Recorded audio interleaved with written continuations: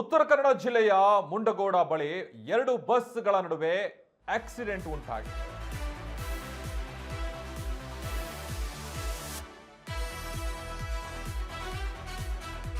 ಶಿಡ್ಲಗುಂಡಿ ಬಳಿ ಎರಡು ಕೆಎಸ್ಆರ್ಟಿಸಿ ಬಸ್ಗಳ ನಡುವೆ ಮುಖಾಮುಖಿ ಡಿಕ್ಕಿಯಾಗಿರುವಂತದ್ದು.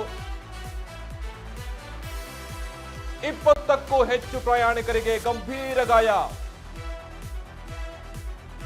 ಬೆಂಗಳೂರು ಯಲ್ಲಾಪುರ ಮುಂಡಗೋಡ ಯಲ್ಲಾಪುರ ಬಸ್ಗಳು ಎರಡು ಬಸ್ಗಳು ಮುಖಾಮುಖಿಯಾಗಿ ಡಿಕ್ಕಿಯ ರಭಸಕ್ಕೆ ಎರಡು ಬಸ್ಗಳ ಮುಂಭಾಗ ಸಂಪೂರ್ಣ ಜಖಂ ಆಗಿವೆ. ಬಸ್ಸಿನೊಳಗೆ ಇದ್ದ ಪ್ರಯಾಣಿಕರು ಸಿಲುಕಾಕೊಂಡು ನರಳಾಡ್ತಾ ಇದ್ದಾರೆ.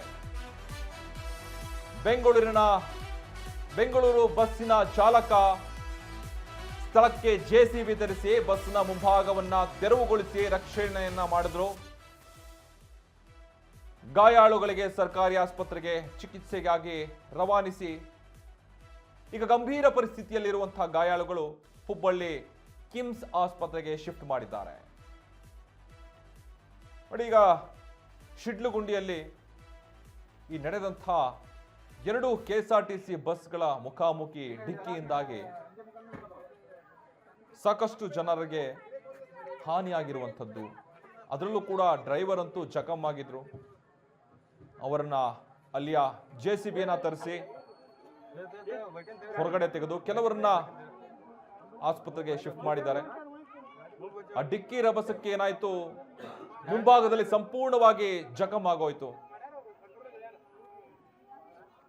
ಬೆಂಗಳೂರು ಬಸ್ಸಿನ ಚಾಲಕ ಸ್ಥಳದಲ್ಲಿ ಜೆಸಿಬಿಯನ್ನ ತರಿಸಿ ಆ ಮುಂಭಾಗವನ್ನ ತೆರವುಗೊಳಿಸಿದ ನಂತರ ರಕ್ಷಣೆಯನ್ನ ಮಾಡಿದ್ರು. ಗಾಯಾಳುಗೆ ಸರ್ಕಾರಿ ಆಸ್ಪತ್ರೆಯಲ್ಲಿ ಚಿಕಿತ್ಸೆಯನ್ನ ಕೊಡಿಸ್ತಾ ಇದ್ದಾರೆ. ಈ ಗಂಭೀರ ಪರಿಸ್ಥಿತಿಯಲ್ಲಿರೋ ಗಾಯಾಳು ಹುಬ್ಬಳ್ಳಿ ಕಿಮ್ಸ್ ಆಸ್ಪತ್ರೆಗೆ ಶಿಫ್ಟ್ ಮಾಡಿದ್ದಾರೆ.